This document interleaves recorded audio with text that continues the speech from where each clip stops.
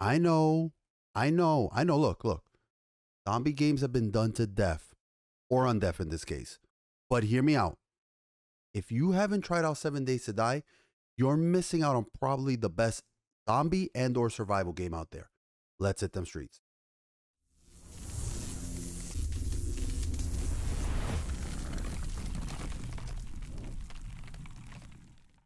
How's it going, everyone? It's your boy Jose, aka TheNYCGeek, aka TNG, aka the man who truly loves survival games. I do.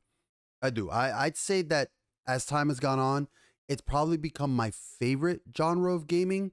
I love RPGs still, but the aspect of trying to build like a base and weathering the elements and getting the materials you need to survive, whether it be against the environment or like adversaries like monsters or zombies, I love it. Probably because in real life, I would die very quickly in a survival experiment. Like, legit, dead. I'd have no fucking chance.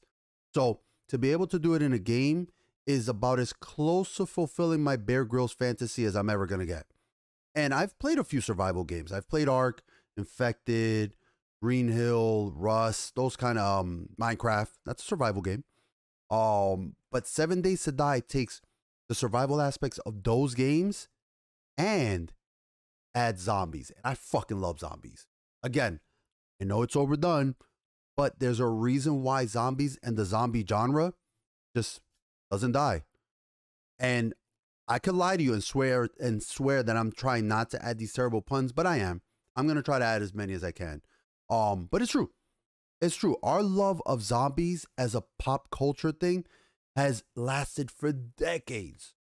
We're talking about from movies like Night of the Living Dead to the TV shows, The Walking Dead, to books, World War Z, you know, The Book. Not that fucking awful movie. The book was awesome. World War Z, the movie, was terrible. That shit was garbage. But, you know, it has permeated every part of our pop culture and it refuses to go away. And it's not just us. It's not just Americans. The world loves zombies. If you go to anime, you got High School of the Dead. You've got South Korea's just brought back that entire genre really kind of back from the grave. You know, for like Train to Busan and Alone, which is on Netflix. That's a really cool movie. Kingdom. If you haven't seen Kingdom, Kingdom is a fucking great Netflix series. It's like set in feudal Korea. So it's kind of like Game of Thrones with zombies, but it's like if Game of Thrones was still good with the good writing from the first few seasons instead of the shit dumpster fire it became from season 5 onward. And actual good zombies, not the crap whites and the White Walkers that they made. Fucking Game of Thrones. But yeah, definitely check out Kingdom. But the zombie genre, it's whether you love it or hate it, it's gonna be here to stay, and it will outlast you. It will. You gotta just suck it up. So, what do you get when you mix those survival-based aspects, such as managing a need for food and water and medicine, as well as building a base in a randomly generated voxel-based world? The voxel being kind of like, you know how Minecraft has like the blocks? This game has that too, but they're much smoother. It's not like literal blocks. So there's terraforming in this world and zombies that are affected by the game's day-night cycle. You get 7 Days to Die, a game that's been out on early access since late 2013. But let me start off right now. I'm not gonna wait till the end of the video. Right off the bat, I'm telling you, this game is worth every fucking dollar of its asking price. Absolutely. And that asking price is only 25 bucks. And in some places, like Humble Bundle or, you know, sometimes on Steam, if it goes on sale, you could get it for even as low as $8. That's a fucking steal. And even though they have the early access tag on it, make no mistake about it, this game is complete. This game is done. Like, it's just that they continue to add on to it. I've been playing it for years. I come back, I hop off, and every time it feels like a different thing. And they're gonna add a upcoming Alpha 20 that's promising to be huge. They're gonna do a whole overhaul on the zombie graphics, the POIs, those are points of interest, which are kind of like the locations where you can scavenge. They're huge overhaul. So, but to get to the premise of the game is You are a survivor. I think it's been like it was like a nuclear war or something like that. And you have to traverse the different biomes.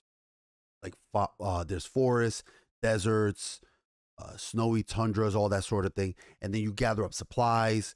Usually you ransack those POIs like the ruins of a grocery store or an abandoned home or a gun shop or like a Home Depot kind of thing. And then you build a base to store the items that you gather while you're scavenging out in the wasteland. You store your stuff in that base.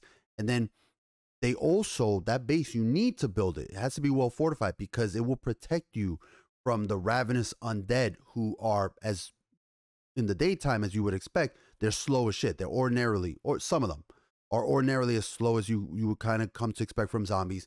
But at night, they become feral. They fucking book it towards your ass, like fucking sprint right at you, like 28 days later kind of stuff. So there's that. Now, the name of the game comes from the fact that every 7 days there is a blood moon event that occurs, which means hordes of infected animals and undead, they attack your base. And you better hope your ass has prepared your defenses, because they will tear through your traps, they will tear through your walls if you're not ready to defend on the 7th day. And as you gain experience, which you do, you get experience points by killing zombies, taking actions, like constructing, harvesting, all that kind of stuff.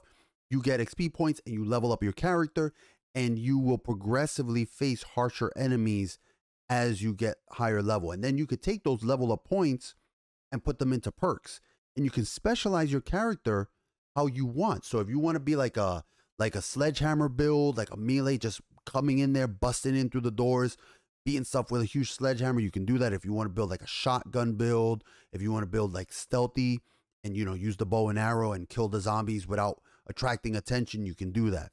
So it's different builds for how you want to play. Now, I have personally sunk in over 1,500 hours into this game. Legit. Believe me when I tell you that this game is among one of my favorite games of all time. I love 7 Days to Die. I've been playing it for years. I love to stream it. I love to watch people play it. By the way, if you haven't checked out this YouTuber, his name is The Grand Spartan. Well, no, it's Grand Spartan.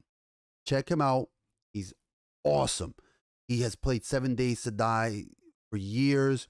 He makes these amazing Let's Play videos where he details like different mods and base builds. His bases are insane. Like, he builds like these great pyramids and mazes and all this shit. Me, whenever I fucking play a survival game, I'm building like a garbage square. So I don't have creativity when it comes to that. But his bases are amazing. So definitely check him out. Grand Spartan. I love him. I'm sub to him. And you notice I said mods, right? Because this game has a thriving online community. I'm talking about there's thousands of multiplayer servers out there. Some of them are running the vanilla games. Some of them are PvP focused. Others with a slew of mods. So you can play single player if you want. You can play a game with just your friends where they just go to your IP and they play on your client. And then you guys could do different builds. Like, you could, one of you might be like the builder. Another person might be like the shotgun person. You could do that. Or you can play on the multiplayer servers where there's dozens of people playing. I personally play on a cluster of PvE servers hosted by Primal Rage Gaming. They have custom recipes, tools, weapons, these crazy fucking zombie variants and hordes that number in the hundreds of thousands. Well, hundreds and possibly thousands, because it's fucking endless sometimes. So it's incredible. So if you are at all into the survival genre, or you love zombie games and you're dying to try something new, check out 7 Days to Die. Again, it's well worth every dollar. You'll get way more content out of this game than some of the fucking $60 to $70 AAA titles out there and shit like that. And if you can't snag it for $25, hey, check out Humble Bundle. Check out Steam. Sometimes they have it on sale. My brother-in-law, he recently got it for himself and his friend. I think he got a 2-pack for like $15 altogether, 2. So he basically paid $7.50 for this game. That's a fucking steal. That's a legit steal. I'm telling you, this game is well worth it. Do not be detracted by the fact that it has early access. It is fine to have early access. It's fine to have early access for years because the developers are there. They're continually working on it. They just did a recent series where they're showing all the stuff that's going to be coming out for 820. And I believe next year they're hoping to go gold and just start getting right into the beta, which again, this game is complete. It's done already. But it's great to see that the developers are there and they're still continuing to work and they're putting out the content faster and faster. So it would take like, X amount of time, like I'm throwing a number out of the top of my head, like 6 months or 8 months to get one alpha. Now they've, cut it down to like 4 months or something. I'm telling you, don't let that early access thing fool you. This is a complete game and it's worth the $25. It's worth more than that. So check it out. So I hope you guys enjoy the video. If you like the content and you would like to see more of it, please hit that subscribe button. Drop a like, post a comment, all that jazz. I'll be responding to everything. Until next time, take care of each other and stay safe.